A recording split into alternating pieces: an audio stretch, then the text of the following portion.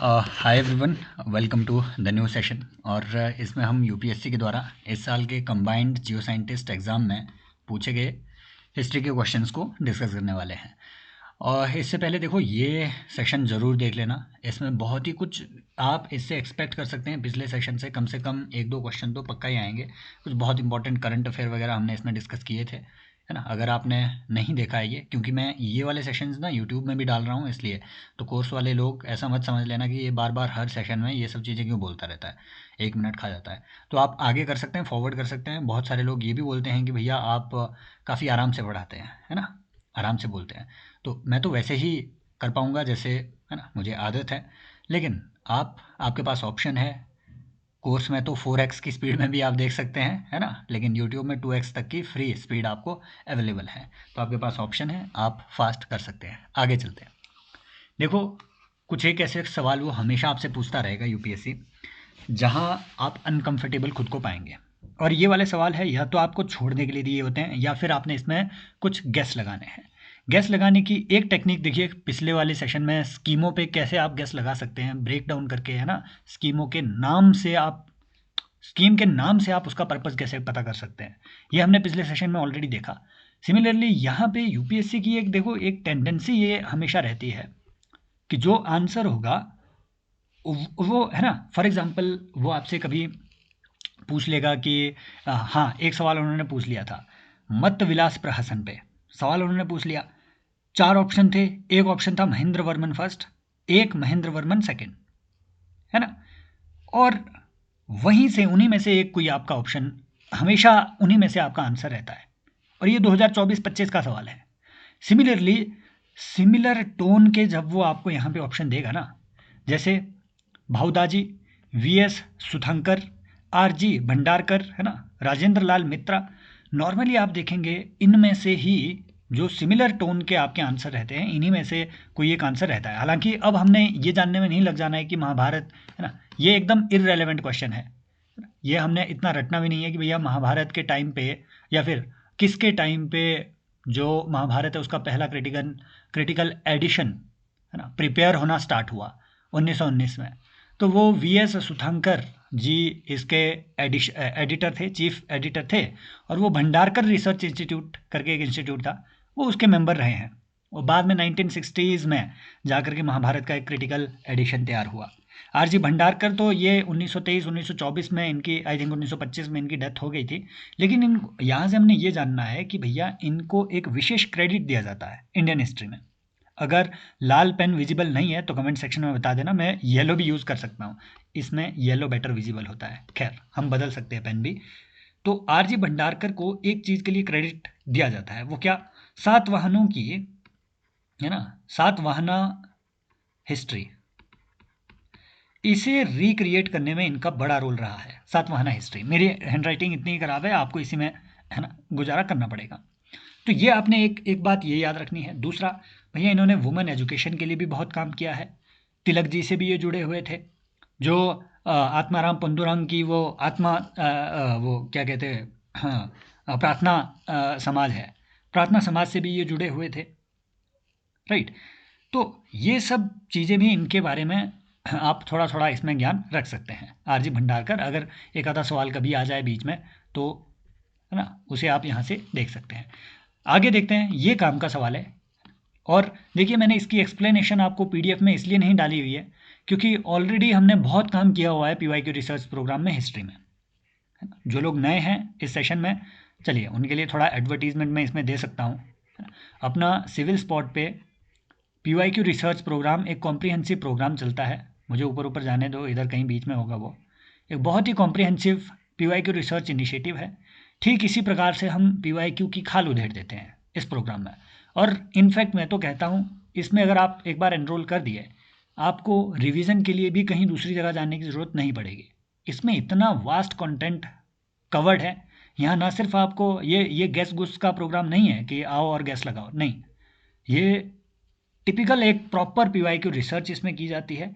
Current linkages इसमें आपको मिलेगी, अलग से करंट अफेयर करने की ज़रूरत नहीं पड़ेगी। जहाँ तक हो सके एनसीईआरटी और स्टैटिक की लिंकेज इसमें आपको इस्टेब्लिश की जाती है। जैसे यहाँ पॉलिटी के है, जितने भी क्वेश्चन है कॉन्स्टिट्यूशन के रियल टेक्स्ट से भाई वो सब चीज़ें इधर कवर हुई है, राइट।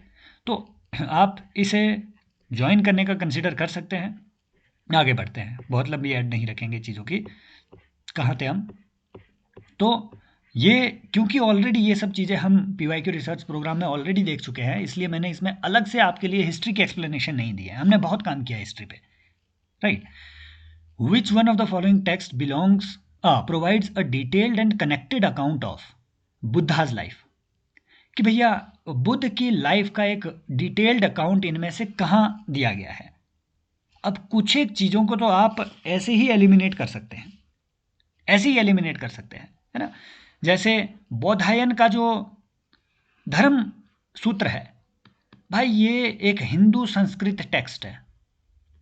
धर्म सूत्र या धर्मशास्त्र आपको मालूम है ये हिंदू टेक्स्ट होते हैं। और धर्मशास्त्र नॉर्मली, है ना, धर्म ना दो प्रकार के होते हैं, राजधर्म और वर्ण धर्म।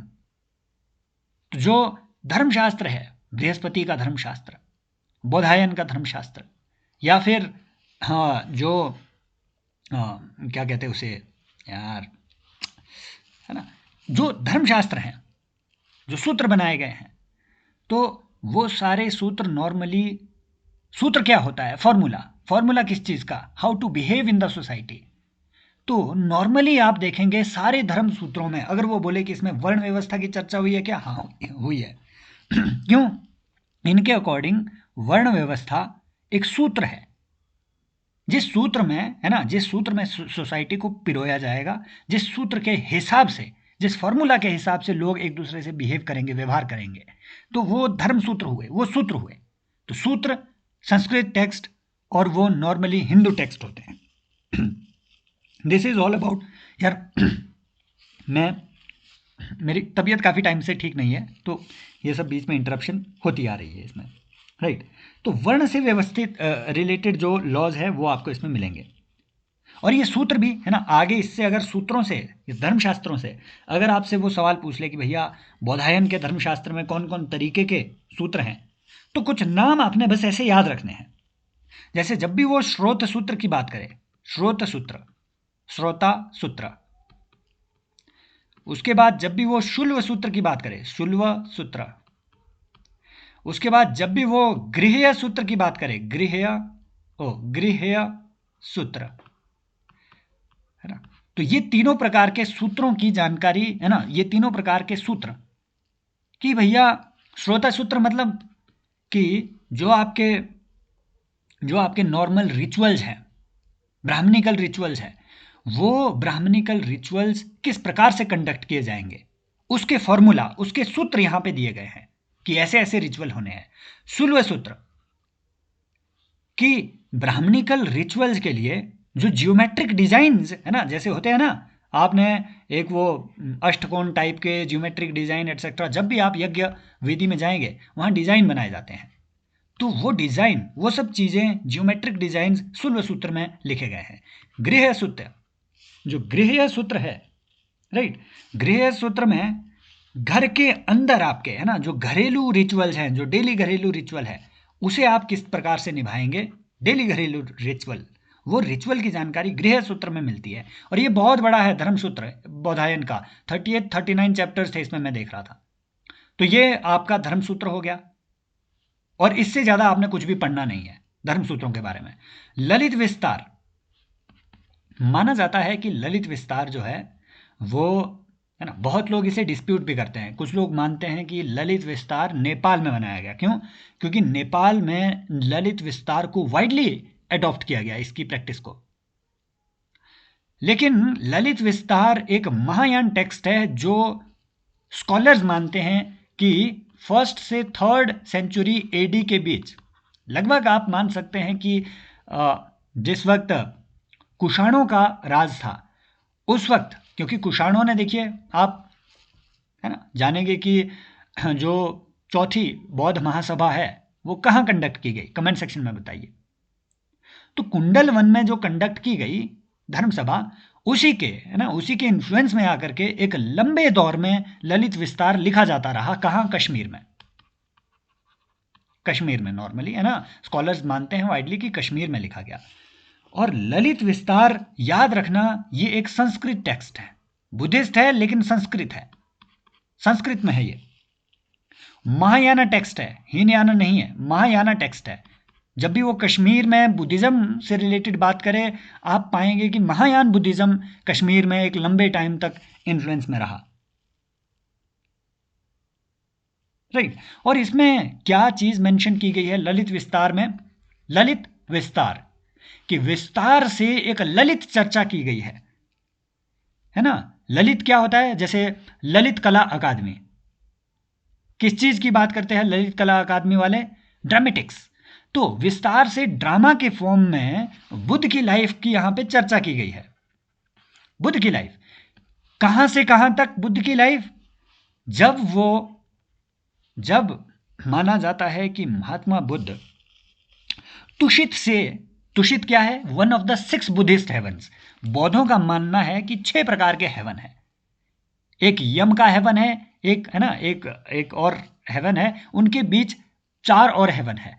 तो जो तुषित हेवन है, तुषित नाम का हेवन, तुषित से जब बुद्ध धरती पे उतरे तब से लेकर के धर्मचक्र प्रवर्तन तक, राइट, जो उनका फर्स्ट सरमन उन्होंने दिया, कहां दिया? कमेंट सेक्शन में बताइए। तो धर्मचक्र प्रवर्तन तक बुद्ध की जो स्टोरी है वो पूरी स्टोरी ललित विस्तार में आपको मिलेगी। 27 चैप्टर है भाई साहब इसमें, इतने ज़्यादा चैप्टर्स हैं इसमें। और नॉर्मली बुद्ध की स्टोरी, उनके लाइफ की स्टोरी इसमें आपको मिलेगी, राइट। बाकी ये एक महावग्गा जो है ये थेरावादा। अब देखो थेरावादा बुद्धिज्म पे ऑलरेडी सवाल पूछा गया है ना, थेरी गाथा पे भी सवाल पूछा गया है, थेरावादा बुद्धिज्म पे भी सवाल पूछा हुआ है। आप मुझे बताएंगे कि थेरावादा और महासंघिका में क्या डिफरेंस था, समझ रहे हो? उसके बाद आप श्रावस्तिवादीन और स्थाविरवादीन का भी मुझे बताएंगे कि ये कौन सा सेक्ट है और कौन से, है ना, कौन से सेक्ट से ये बिलोंग करता है, कौन से रिलीजन से बिलोंग करने वाले सेक्ट है। कमेंट सेक्शन में बताइए। पीवाईक्यू है इन सब पे आए हुए, और पीवाईक्यू रिसर्च प्रोग्राम में ऑलरेडी हमने ये कवर किया है, इसलिए मैं अब इस पर भी अगर ब्रॉड चर्चा करूंगा तो चर्चा समाप्ति नहीं हो पाएगी, एक ही चीज़ हम बार बार रिपीट करते जाएंगे। थेरी गाथा ऑलरेडी हमने बताया हुआ है कि थेरी गाथा क्या है, मुझे फिर से जाने की ज़रूरत नहीं है। एक बार तो उन्होंने ये भी सवाल पूछ लिया कि बुद्धिज्म में थेरी का मतलब क्या होता है। 2 कॉन्फ्लिक्टिंग ऑप्शन थे, ओल्ड वुमन, एक है ना बुद्धिस्ट वुमन, है ना, फीमेल मॉन्क।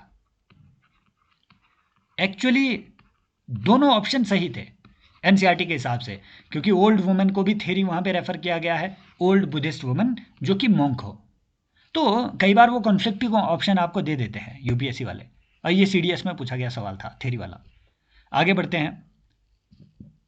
अब अगेन मैं इस पे कोई विस्तृत चर्चा नहीं करना चाहूंगा, कोई भी विस्तृत चर्चा नहीं करना चाहूंगा, है ना। क्यों भाई? जब आप पूरा पढ़ेंगे ना, अशोक वाले चैप्टर में आई थिंक मैंने ये पूरा कवर किया हुआ है। गुप्तों के, जब हम स्कंद गुप्त को पढ़ रहे थे तब मैंने ये बात रिपीट की हुई है गुप्तों के दौर को, कि भैया एक ऐसी इंस्क्रिप्शन है इंडिया में जो कि ना सिर्फ गुप्तों की जानकारी हमें देती है ना, लेकिन वो शकों की जानकारी भी देती है, वो हमें अशोक की जानकारी भी देती है। ये अकेली एक ऐसी इंस्क्रिप्शन है। वो कौन सी इंस्क्रिप्शन है? ये रुद्रदमन की जो जूनागढ़ की इंस्क्रिप्शन है उसकी चर्चा हो रही है। इन्होंने हालांकि देखो बहुत स्मार्टली ये क्वेश्चन आई थिंक बनाया हुआ है मैंने, एक मिनट मुझे पढ़ने दो, इसमें कहीं जूनागढ़ का जिक्र है ये क्वेश्चन में। 150 CE inscription of Shaka ruler, Rudradaman and 5th century inscription at the same place of the time of Gupta king Skandagupta refers to which of the following? हाँ नहीं, इसमें नाम ही नहीं दिया हुआ है कि जूनागढ़ की इंस्क्रिप्शन है ना। एक्चुअली जूनागढ़ की जो इंस्क्रिप्शन है ये रिलेट करती है सुदर्शन लेक से। इसमें बताया गया है कि अशोक ने एक लेक का निर्माण करवाया, जो बीच में थोड़ी खराब होगी, तो रुद्र शक शासक जो रुद्रदमन है वही शक जिनकी, है ना, सॉरी हाँ, इसके बाद आपके जो है सातवाहन आपके आते हैं।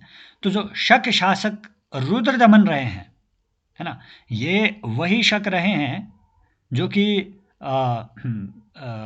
ने इसे रिकंस्ट्रक्ट कर दिया।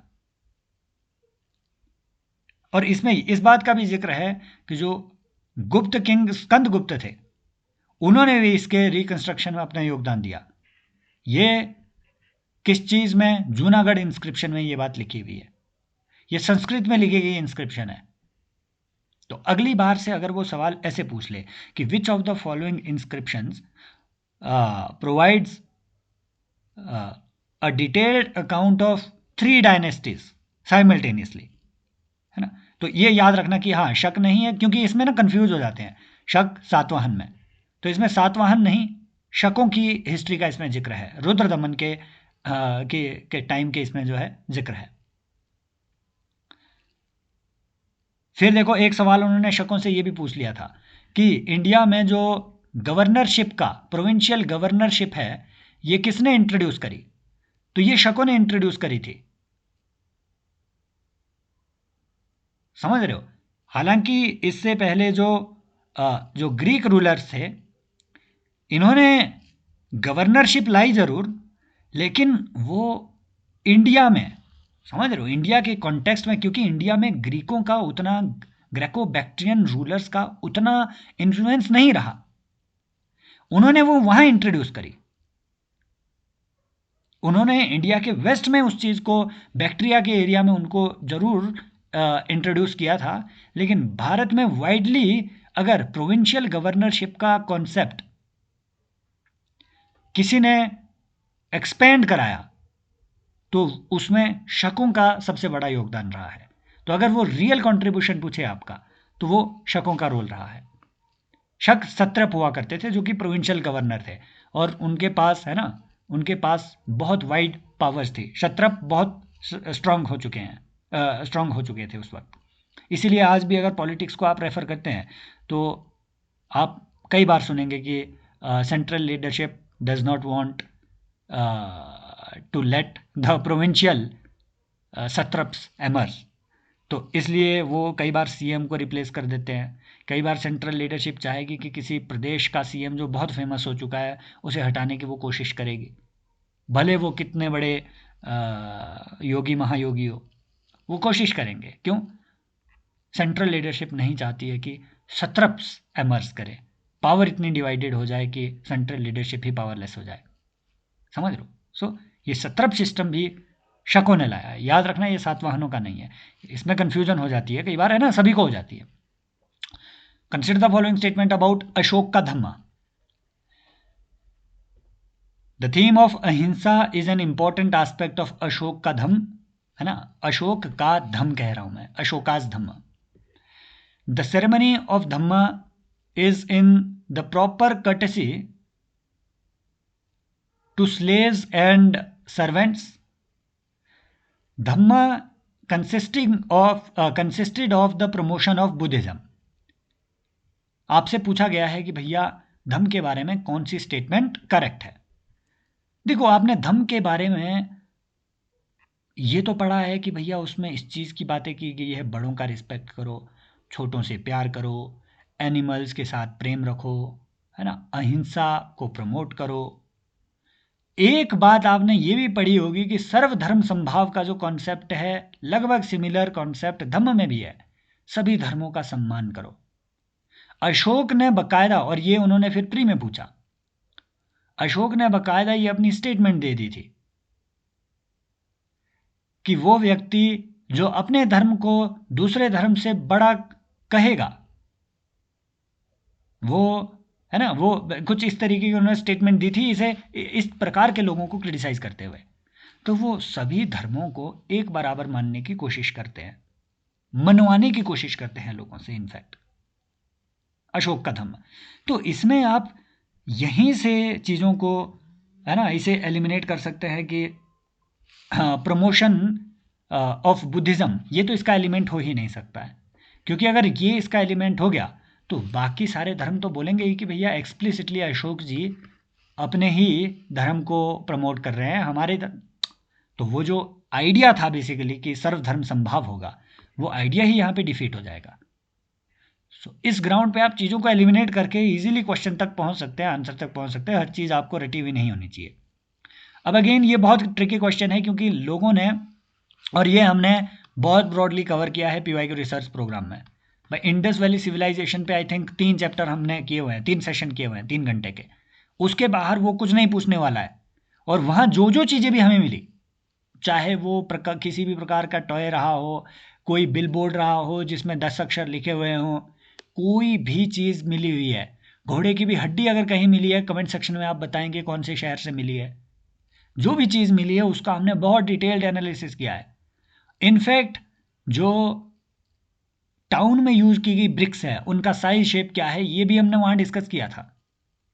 लेकिन बड़े सारे आप प्लेटफॉर्म पे देखेंगे इस क्वेश्चन पे काफ़ी कन्फ्यूज़न है, और कन्फ्यूज़न के चलते ही कई लोगों ने इसमें आई फील की गलत इसमें आंसर कई लोगों ने दिया हुआ है। वो क्या है? Consider the following statement about the planning of lower town of Mohenjodaro. Lower town के बारे में बात की गई है। The length of the bricks was about twice the height. सोचो, लेंथ ऑफ द ब्रिक्स, ये क्या कह रहा है कि भैया ब्रिक कितनी लंबी होगी? हाइट का ट्वाइस, है ना। मान लो इतनी लंबी है तो इसकी हाइट लगभग इतनी होगी। नॉर्मली आप देखेंगे ब्रिक्स का जो शेप होता है ना, ब्रिक्स का जो शेप होता है, आज भी अगर ब्रिक्स की आप शेप देखेंगे, जो स्टेबल ब्रिक्स होती है उनका, देखो ब्रिक्स में 3 डायमेंशन होती है। हाइट की डायमेंशन तो होगी ही, विड्थ की डायमेंशन भी होगी, है ना। तो नॉर्मली आप देखेंगे, मुझे नहीं बनानी आती है ना, नॉर्मली आप देखेंगे जो ब्रिक्स है, ब्रिक्स की ये जो लेंथ है ये विड्थ की डबल होती है, हाइट की नहीं। हाइट इसकी थोड़ी छोटी रखनी पड़ेगी, नहीं तो ब्रिक्स आपकी जो है टूट जाएंगे। वो एक दूसरे से अगर, है ना, इस तरीके से आप देखेंगे कि हाइट की ट्वाइस उनकी लेंथ होगी। आप आज भी देखेंगे ना, आज भी देखेंगे भाई ब्रिक्स की हाइट लगभग 2 इंच होगी, लेकिन लंबी वो लगभग 8 इंच होगी।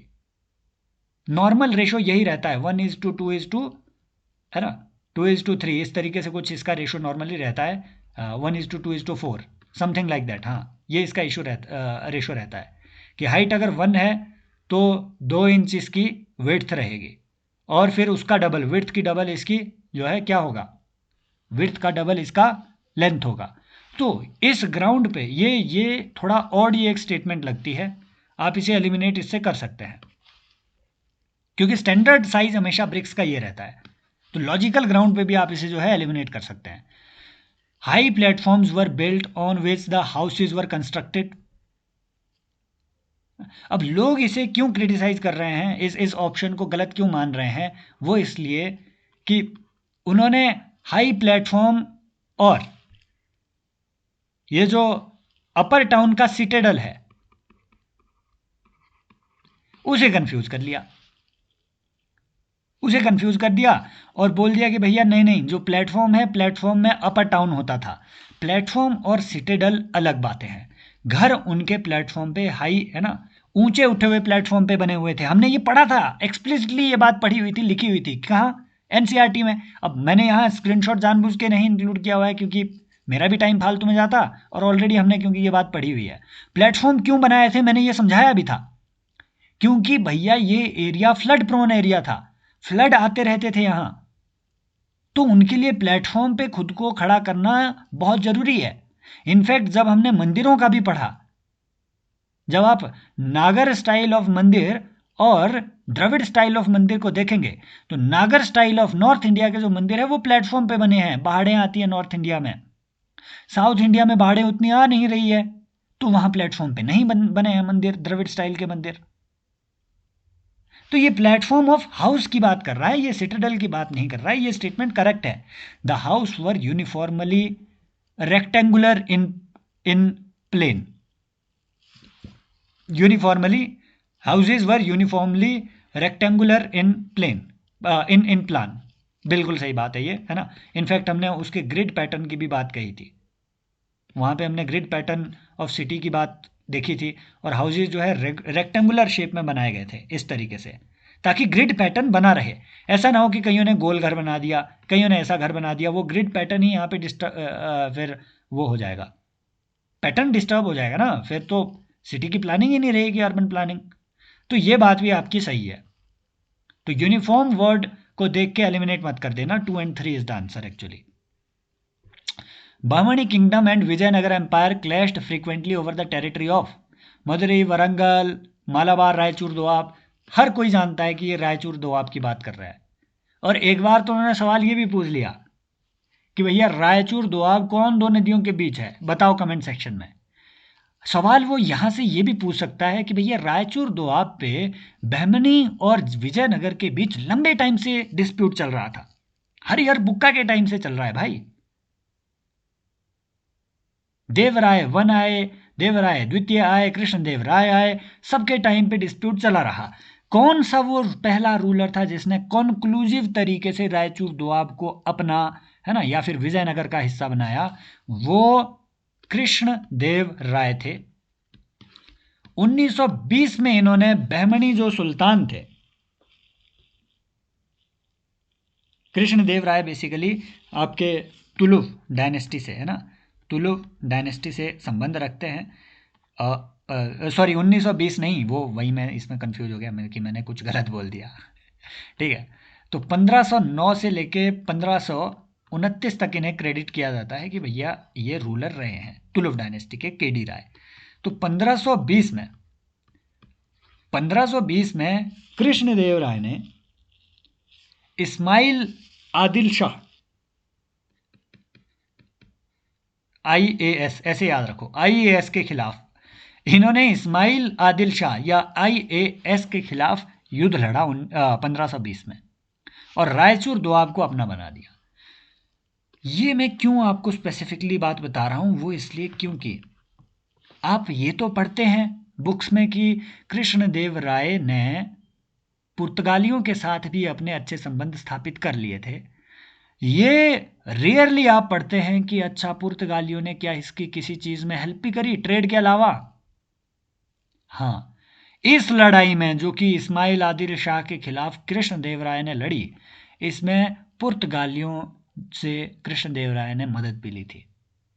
ये बात आपने ध्यान में रखनी है, इसलिए मैंने ये इतना आपको जो है ना, वो इतना एम्फेसिस करके बताया। Which of the following are salient features of Government of India Act. शुक्र करके इन्होंने लंबे टाइम बाद अब जाकर के मॉडर्न हिस्ट्री से सवाल पूछना शुरू किया। Provincial autonomy dyarchy at the centre, abolition of the India council. Actually ये तीनों बातें इसमें लिखी हुई थी। अब देखो, लेकिन यहाँ से ये तो सभी को पता है प्रोविंशियल ऑटोनॉमी 1935 में दी गई। डायरकी एट स्टेट कब इंट्रोड्यूस की गई? 1919 के एक्ट में, जो कि 1921 के आसपास लागू हुआ। डायरकी एट स्टेट उस वक्त थी। एबोलिश कब कर दी गई स्टेट में? 1935 के एक्ट में। प्रोविंशियल ऑटोनॉमी, फुल ऑटोनॉमी कब दी गई? 1935 के एक्ट में। एबोलिशन ऑफ इंडिया काउंसिल कब किया गया? 1935 के एक्ट के थ्रू, जो कि 1937 में लागू हुआ। तो उस वक्त इंडिया काउंसिल, जो कि secretary of state for India, secretary of state for India की एक काउंसिल होती थी 15 मेंबर्स की। यह काउंसिल कब क्रिएट की गई थी? 1858 के एक्ट के अकॉर्डिंग ये क्रिएट की गई थी। इस काउंसिल को पहले किसके एक्सचेकर से पे किया जाता था?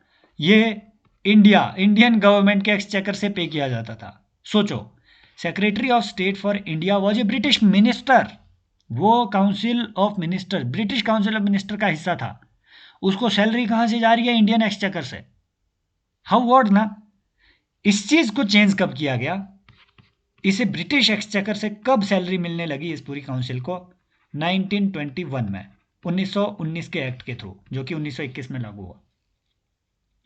फिर यह काउंसिल ही एबोलिश कर दी गई कब? काउंसिल कब एबोलिश कर दी गई? 1935 के एक्ट के थ्रू, 1937 में। तो यहां से वो आपसे सवाल पूछ सकता है।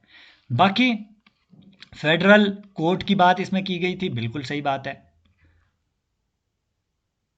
फेडरल पब्लिक सर्विस कमीशन की इसमें बात की गई थी, बिल्कुल सही बात है, इसमें की गई थी। म्यांमार को इंडिया से अलग करने की बात इसमें की गई थी, बिल्कुल इसमें वो बात भी की गई थी। है ना। तो ये सब चीज़ों की इसमें कुछ एक बातें कही गई थी। अब आप मुझे बताएंगे कि रेजिडरी पावर्स इस एक्ट के तहत किसे दी गई थी, किसके पास रेजिडरी पावर्स थी और इमरजेंसी पावर्स थी, ये आप मुझे कमेंट सेक्शन में बताएंगे। विद रेफरेंस टू 8 अगस्त 1942, और कमेंट सेक्शन जब मैं कह रहा हूं तो पार्टिसिपेट कीजिए उसमें। 8 August 1942 in Indian history which of the following statements are correct. भाई ये ना एक बार उन्होंने ये बोल दिया कि इंडियन, ये प्री में पूछा गया सवाल है इस लेवल का, कि भैया इंडिया के कॉन्टेक्स्ट में ऑगस्ट रेवोल्यूशन किसे कहा जाता है। एक सवाल ये था। एक बार उन्होंने ये पूछ लिया कि भैया मेजर गुलबख्श सिंह ढिल्लो, है ना, शाहनवाज खान एटसेट्रा, ये जो 3 नाम थे, ये किससे रिलेटेड है। तो है ना, उसमें ऑप्शन एक ये भी था कि ये 8 अगस्त वाले उससे रिलेटेड है, या फिर ये आज़ाद हिंद फौज से रिलेटेड है, आज़ाद हिंद फौज के ट्रायल से रिलेटेड है। तो इस फेज से इन्होंने सवाल पूछना थोड़ा थोड़ा शुरू कर दिया है। ये तो एकदम एक्सप्लिसिटली सीधा यहाँ से पूछा गया एक सवाल था, डायरेक्ट आई थिंक 2022 के सवाल में, क्वेश्चन पेपर में आपको ये सवाल दिखेगा। 8 अगस्त 1942 को क्या हुआ था भाई, इस दिन में इंडिया में क्विट इंडिया रेजोल्यूशन जो है पास किया गया था कांग्रेस के द्वारा, और अगली ही सुबह कांग्रेस के सारे बड़े नेता जेल में डाल दिए गए। तो जो कुछ एक कांग्रेस के लेसर नोन लीडर थे, जैसे अरुणा आसिफ अली, उन्होंने कांग्रेस की लीड उस वक्त ली। आप मुझे बताएंगे कि वो कौन कौन लीडर थे या थी जिन्होंने क्विट इंडिया के दौरान पहली बार भारत का ध्वज फहराया, और वो कहां फहराया, है ना, ये आप मुझे कमेंट सेक्शन में बताएंगे। Congress ministries resigned in 7 provinces, भाई ये 1939 में हो गया था जब डिक्लेरेशन ऑफ वॉर हुई, इंडिया के पार्टिसिपेशन की declaration. Viceroy's executive council was expanded to include more Indians, ये 1940 में हो गया था, है ना। क्रिप्स प्रपोजल, भाई क्रिप्स मिशन के फेलियर के बाद ही, क्रिप्स मिशन जो 1942 में ही आया, इसके फेलियर के बाद ही क्रिप्स मिशन ने हमें डोमिनियन स्टेटस प्रॉमिस किया। मुस्लिम लीग इसलिए नाराज थी क्योंकि उनका क्वेश्चन ऑफ पाकिस्तान एड्रेस नहीं हुआ। तो क्रिप्स मिशन 1942 में फेल हुआ, उसके बाद ही क्विट इंडिया मूवमेंट इंडिया में लाया गया। व्हेन डिड दांडी मार्च, अब दांडी मार्च पे इन्होंने सवाल पूछा कि भैया ये कब शुरू हुआ और कब एंड हुआ। देखो ये फैक्चुअल है, लेकिन फैक्चुअल कुछ इंफॉर्मेशन आपको याद रखनी चाहिए, है ना। तो एक्चुअल में जनवरी का तो लेना देना ही कुछ नहीं है। एटलीस्ट ये सभी को पता है, होता है कि मार्च अप्रैल में जाकर के दांडी मार्च हुआ था, और ये 12 मार्च 12 अप्रैल तो नहीं था। इतना याद रखो कि ये थोड़ा उल्टी सीधी ये है, 6 दूनी 12 ऐसे याद रखो। तो 6 अप्रैल को ख़त्म हुआ था 1930 में, 12 मार्च को ये शुरू हुआ था दांडी मार्च। अब एक्चुअली ये दांडी मार्च जो सॉल्ट लॉ है इसके खिलाफ ये चलाया गया था। अभी ये जो सॉल्ट लॉ है, स्पेशल सॉल्ट पे जो टैक्सेस लगे थे, ये 1835 में लग गए थे। 1835 में स्पेशल टैक्सेस कुछ लगाए गए थे। मोनोपोली अभी नहीं थी, कुछ स्पेशल टैक्सेस थे। मोनोपोली कब इस्टेब्लिश कर दी, सॉल्ट एक्ट आया 1882 में। उस वक्त गवर्नमेंट ऑफ इंडिया ने मोनोपोली, मतलब ब्रिटिश गवर्नमेंट ऑफ इंडिया ने मोनोपोली इस्टेब्लिश कर दी, और सॉल्ट अब इंपोर्ट किया जाने लगा मेनली फ्रॉम लिवरपूल। टैक्स इतना हैवी लग गया कि भैया जो एक एसेंशियल आइटम थी, जैसे आजकल फ्यूल एसेंशियल आइटम है, उसमें कितना भी टैक्स लगा लो लोग कंज्यूम करेंगे। सॉल्ट एसेंशियल आइटम था, सरकार ने हैवी टैक्स लगाया एक्सट्रैक्ट करने के लिए। लोग इससे बड़े नाराज थे। गांधी जी ने इवन इरविन से, लॉर्ड इरविन जो कि उस वक्त वो थे गवर्नर जनरल थे, उनसे ये डिमांड भी करी कि सॉल्ट लॉ को हटाइए। उन्होंने नहीं हटाया, तो गांधी जी ने एक फेमस स्टेटमेंट भी दी।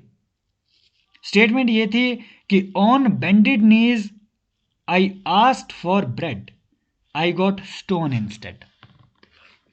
तो जब वो सॉल्ट मार्च का उन्होंने अपनी कॉल दी, उस वक्त गांधी जी ने ये स्टेटमेंट, फेमस स्टेटमेंट दी कि मैं घुटने मोड़ करके मैंने उनसे रोटी भीख में मांगी थी, लेकिन मुझे उनके द्वारा पत्थर दिए गए। तो ये जो स्टेटमेंट है, इससे भी आपसे वो सवाल पूछ सकते हैं, राइट। गांधी, सरोजनी नायडू एटसेट्रा, इन सबका इसमें इंपॉर्टेंट रोल रहा, राइट। तो ये आपको थोड़ा इसमें जो है ध्यान रखना है। इनफैक्ट एक बात आपको याद रखनी है कि दांडी मार्च शुरू हुआ 12 मार्च को, दांडी मार्च शुरू हुआ 12 मार्च को, मार्च से मार्च याद रखो। लेकिन पटेल अगर वो स्टेटमेंट ये दे दे, Patel got arrested before Dandi march, हाँ, before Dandi march was started.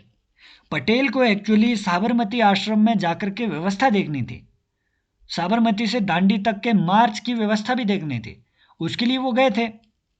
Patel को 7 मार्च को ही अरेस्ट कर दिया गया पहले। तो Patel ji got arrested even before Dandi march was started. अगर आपको इसी प्रकार के अमेजिंग अपना, देखिए हो सकता है इसमें कुछ एक एनालिसिस बीच में गलत भी हो जाता है, मेरे पास कोई आंसर की नहीं है, मैं अपने हिसाब से जितना रिसर्च कर पाता हूँ उतना मैं आपको देता हूँ। लेकिन कई बार अगर मान लो कुछ गड़बड़ हो जाए तो don't shy away from Poynting it out. आप लिखिए, कमेंट सेक्शन में लिखिए, मेरे कॉग्निजेंस में लाइए, और फिर है ना, जैसे फॉर एग्जांपल लास्ट सेशन में, हाँ ये बात मैं आपको बता देता हूँ, लास्ट सेशन में जब हम CRR SLR देख रहे थे, CRR SLR देख रहे थे, तो मैंने ये बोल दिया था कि CRR जो है NBFC पे लागू है, SLR नहीं है। दोनों ही NBFC पे लागू नहीं होते हैं, लेकिन NBFC के लिए RBI वाला जो CRR है वो तो लागू नहीं होता है, इन्हें स्पेशल कैश रिजर्व जरूर रखना होता है। जो भी ये डिपॉजिट लेते हैं उन डिपॉजिट के अगेंस्ट इनको रिजर्व रखना होता है, लेकिन वो रिजर्व का रेट CRR का रेट नहीं होता है, ये बात है ना। तो ये भी आपको थोड़ा उसमें करेक्ट करना है, यहाँ से वो सवाल फंसा सकता है अगर फंसाना होगा तो। So thank you so much. Take care. Bye bye. If you want to enroll in our amazing PYQ research program, देखिए ये one of the videos of PYQ research initiative है. It is very broad initiative. आप paid course में enrol कर सकते हैं civilspot.in पे. Thank you so much. Take care. Bye bye. As always, love you all.